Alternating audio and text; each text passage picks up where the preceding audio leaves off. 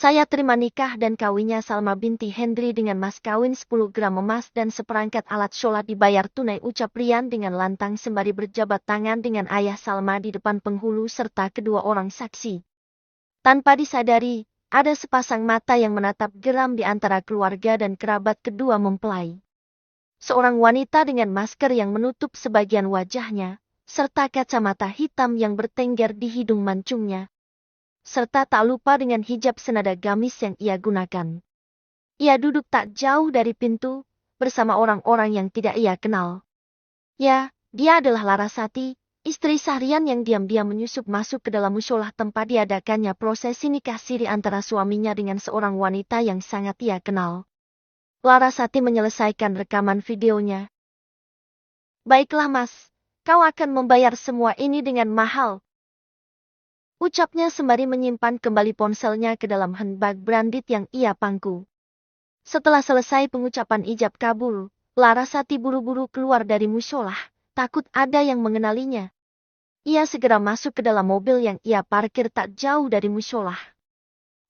Larasati menutup pintu mobilnya dengan kasar. Ia menelungkupkan kepalanya di atas setir mobil dengan beralaskan kedua lengannya. Di sana Larasati menumpahkan air matanya atas pengkhianatan suaminya. Sebenarnya sudah lama ia mengetahui perselingkuhan suaminya, namun Larasati sengaja untuk tidak mencegahnya. Bagi Larasati, tidak ada gunanya ia melarang suaminya untuk berselingkuh. Karena selingkuh itu tidak ada obatnya. Sekali ini dilarang, bukan tidak mungkin Rian akan mengulanginya lagi di lain waktu. Entah itu dengan wanita yang sama, atau mungkin dengan wanita lain. Selain itu, Larasati sengaja memberi waktu suaminya untuk berubah sendiri tanpa harus dipaksa. Rian dan Larasati sudah mengarungi biduk rumah tangga selama 5 tahun. Namun, rumah tangga mereka belum dikaruniai buah hati di dalamnya. Mereka sudah pernah melakukan pemeriksaan ke dokter kandungan dan berobat dari mulai pengobatan secara medis maupun non-medis. Namun hasilnya tetap nihil. Sementara Mama Rina yang tak lain adalah orang tua Rian selalu mendesak agar keduanya segera memiliki momongan. Bahkan, pernikahan Rian dan Salma adalah hasil comblangan Mama Rina yang tak lain adalah masih ada hubungan keluarga dengan ayah Salma. Larasati mengangkat kepalanya dan menatap ke arah depan. Tak ada gunanya aku menangisi suami yang tak setia. Aku harus bangkit, akan aku tunjukkan kepada mereka kalau aku bukanlah wanita lemah, ucapnya dalam hati. Larasati menyemangati dirinya sendiri. Ia lalu menarik selembar tisu dari dalam kotak yang ia letakkan di atas dashboard mobil. Larasati mulai memutar kunci kontaknya. Tak lama ia pun melajukan mobilnya menuju pinggiran Jakarta Barat. Sekitar 3 jam perjalanan, mobil yang dikendarai oleh Larasati memasuki perumahan elit di pinggiran Jakarta. Larasati membunyikan klakson. Tak lama Mbak Nur Art yang bekerja di rumahnya membukakan pintu pagar. Larasati lalu memasukkan kendaraannya ke dalam garasi, lalu berjalan dengan sedikit terburu-buru masuk ke dalam rumah dan menuju kamar tidur mereka di lantai 2. Larasati mengambil ponsel yang ia simpan di dalam handbagnya. Ia mencoba menghubungi suaminya dengan berpura-pura tidak tahu apa-apa. Namun sayang, ponsel sang suami sepertinya sedang tidak diaktifkan. Larasati lalu berganti menghubungi Mama Rina. Assalamualaikum Laras, ada apa? Terdengar suara dari ujung sambungan. Mama ada di rumah enggak? Laras mau main ke rumah Mama. Pancing Laras. Ini. Laras, Mama lagi enggak di rumah, ucap Mama Rina gugup. Memangnya Mama kemana? Kok kedengarannya ramah banget, Ma? Boleh video call? Tanya Laras beruntung. Gini Laras, Mama sedang ada acara sama ibu-ibu arisan, lagi jalan-jalan di luar kota. Video call sebentar nggak bisa, Ma? Tanya Laras pura-pura tidak terjadi apa-apa. Halo, Laras. Iya, Ma. Mama bisa dengar suara Laras kan? Halo, Laras. Halo, kayaknya di sini sinyalnya kurang bagus. Halo, Laras. Udah dulu ya. Antara Mama telepon kalau sinyalnya bagus, ucap Mama Rina seolah-olah tidak mendengar suara Laras. Mama Rina memutuskan panggilan suara. Bagus, Ma, bersandiwara aja terus. Enggak lama lagi kalian akan merasakan pembalasanku, geram Laras dalam hatinya.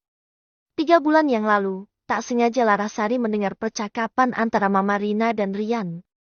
Sore itu, Larasari berniat mengunjungi Mama Rina sembari memberikan oleh-oleh yang ia bawa dari Semarang. Jarak antara rumah Mama Rina dan rumah yang ditempati Rian dan Laras sekitar 1 kilometer. Laras pergi ke rumah Mama Rina dengan mengendarai sepeda motor matiknya. Tiba di depan rumah Mama Rina, nampak mobil suaminya terparkir di halaman rumah. Larasati memarkirkan sepeda motornya tepat di samping mobil sang suami. Ia lalu berjalan menuju teras. Ada sendal wanita, punya siapa ini?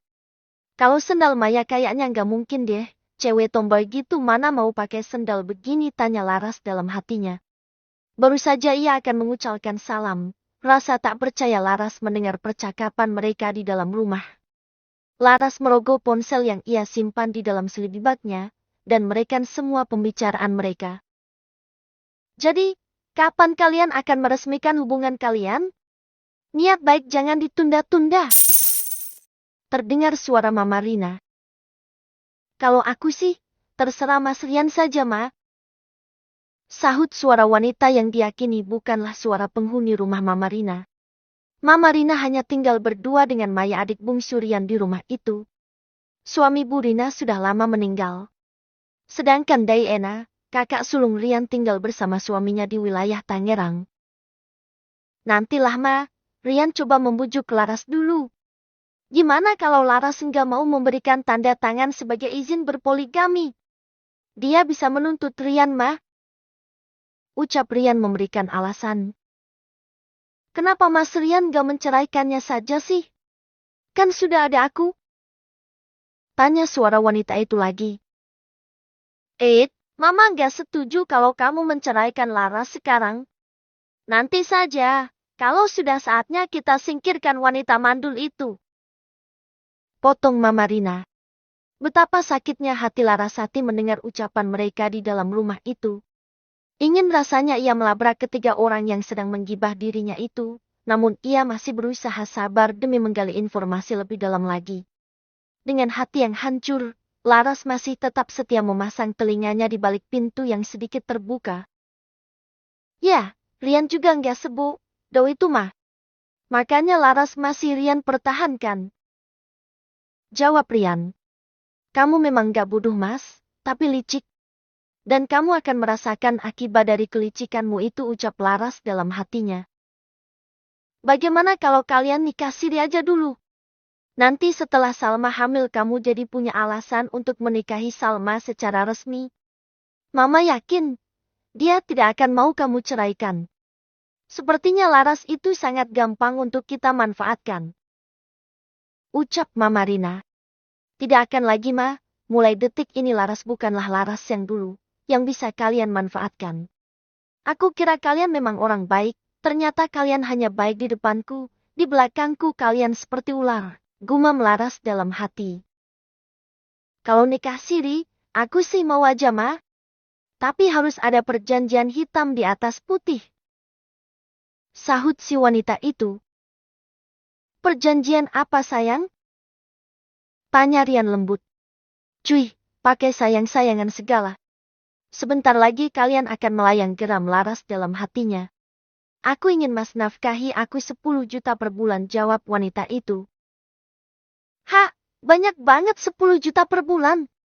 Laras aja nggak ngabisin segitu per bulan. Jawab Rian kaget.